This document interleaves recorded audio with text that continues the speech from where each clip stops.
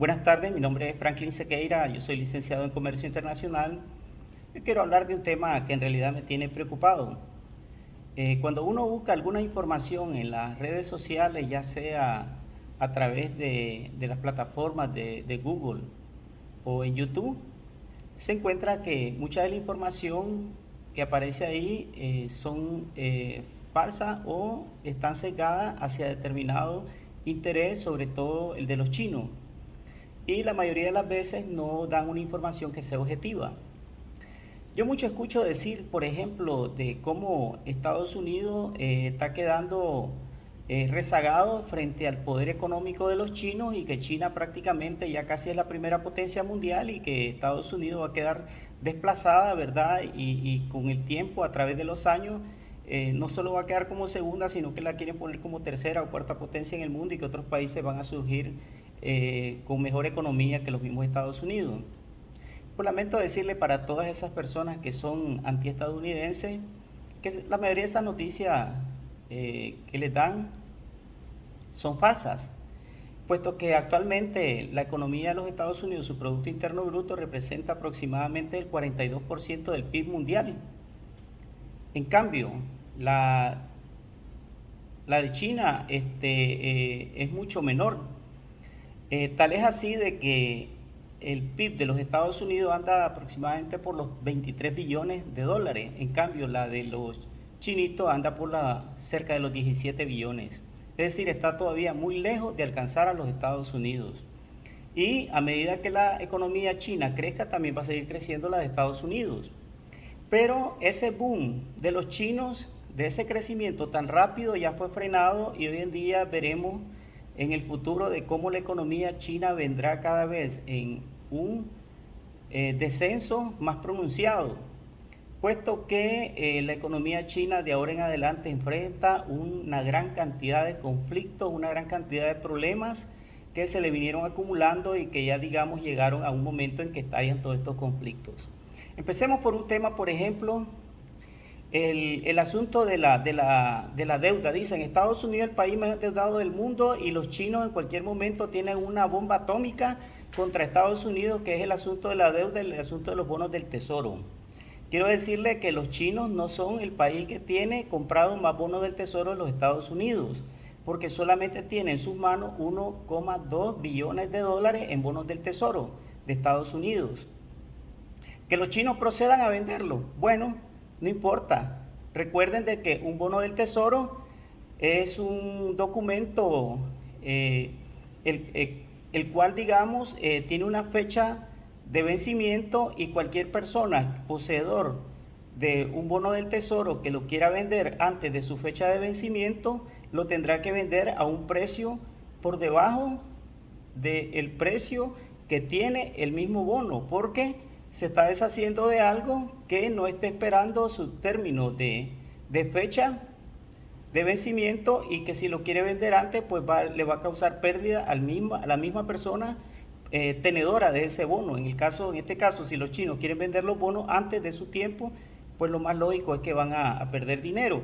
De hecho, los chinos, la estrategia que han tenido últimamente ha sido de que los bonos del tesoro que llegan a su vencimiento, ellos, digamos, no los vuelven a recomprar, sino que los dejan vencerse, y los Estados Unidos tienen que pagar el capital de ese bono más los intereses, y entonces eso hace de que la deuda de Estados Unidos con China haya venido disminuyendo cada vez más, de tal manera de que la deuda, digamos, pasó de ser el país mayor tenedor de bonos de Estados Unidos. Los chinos pasaron de ser del primer lugar al segundo lugar. El primer lugar lo tiene Japón, que es un aliado de los Estados Unidos.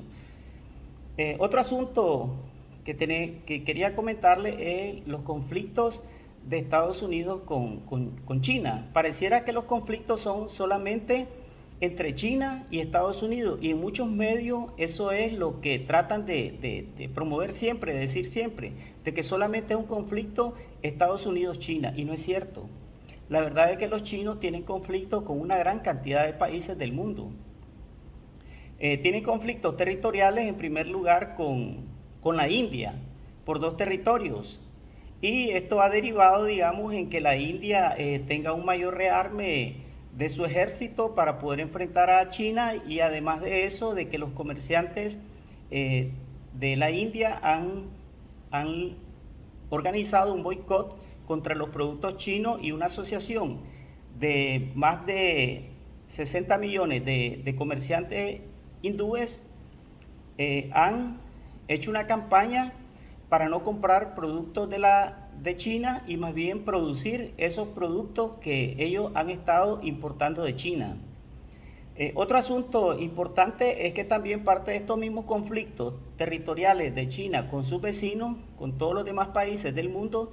Por ejemplo, tiene un conflicto con Japón por la isla Senkaku, que están en posesión de Japón, pero que China la reclama como que son de ellos. Igualmente tienen conflicto con dos cadenas de islas, las Paracelso y las Spratly. Una de ellas, las Spratly, son como 100 islotes. Y esto deriva de un conflicto con una gran cantidad de países, conflictos del mar que tiene con Malasia, con Brunei, con Filipinas, con Vietnam. Tiene conflictos también también tiene conflictos con Taiwán. Y verdad, estos chinitos tienen conflicto con todo el mundo. El año pasado los chinos estaban tomándose un territorio de uno de sus vecinos, de Bután, y si no ha sido por el ejército de la India, que es aliado de Bután, que tuvieron que parar al ejército chino, y que estaba construyendo incluso infraestructura de carreteras para poder facilitar al ejército chino una invasión a este país de Bután. Entonces ya vemos el conflicto, otro conflicto más de China con otro vecino más. También tiene conflictos, ¿verdad?, China con el Tíbet. El Tíbet era un país independiente hasta que China envió su ejército, lo tomó pues sorpresivamente, y como el Tíbet es un país religioso dirigido por el Dalai Lama, que es un pacifista, entonces no hizo resistencia armada, puesto que era un país, digamos, democrático, pacífico, y entonces vino China y lo tomó y se lo anexó como un territorio, como una provincia más de su nación. Pero esto también ha derivado en que siempre han habido conflictos entre los tibetanos y los chinos, pero bueno, estos han sido sofocados eliminando a la disidencia, digamos, haciéndolas desaparecer, fusilándolas, torturándolas y sometiéndolas bajo un régimen casi de semiesclavitud. Otro gran conflicto que tiene también China es con Corea del Sur. Si ustedes recuerdan, la guerra de Corea fue una guerra en la cual el ejército de China envió más de 1 millón de soldados para tomarse todas las Coreas, las dos Coreas, ¿verdad? Pero si no ha sido la intervención de los Estados Unidos en que hacen retroceder al paralelo 42 a los chinos, pues hoy en día, digamos, todo el territorio de Corea estuviera en manos de China. Ya vemos en qué ha derivado esto, que la Corea del Norte en manos de los chinos es un país bajo una dictadura de la más tenebrosa, de las más terribles que hay en el mundo,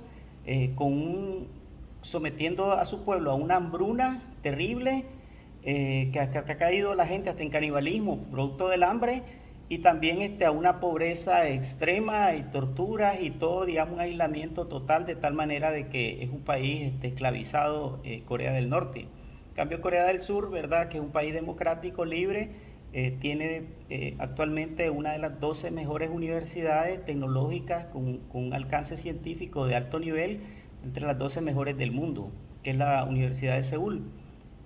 Eso vemos, digamos, de cómo el conflicto de China no solamente es con estos países. Hoy en día, digamos, tiene conflictos, digamos, de comercio con la Unión Europea, tiene con los 27 países que ya ha entrado en conflicto.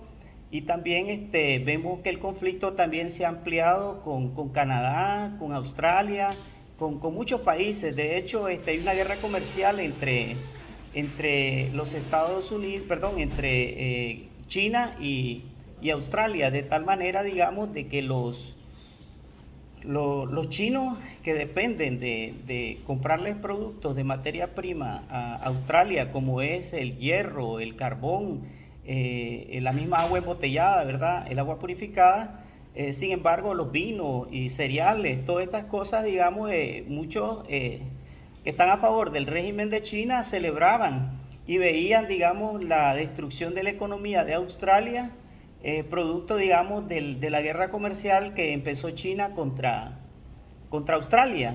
Pero vemos de que los chinitos, digamos, se equivocaron en sus cálculos y hoy en día más bien, al no quererle comprar el carbón a, al precio internacional en que estaba en su momento Australia, esto derivó en una crisis energética y que los mismos chinos se vieron obligados a comprarle el carbón posteriormente a Australia con un valor de un 300% más caro, es decir, 3 veces más caro del precio en que lo compraban anteriormente. Esto demuestra también, ¿verdad?, de que los chinos no solamente tienen conflicto con estos países, sino también con países de la América del Sur, ¿verdad?, enviando más de 300 barcos pesqueros, lo cual ha afectado, digamos, a países como Perú, como el mismo Ecuador.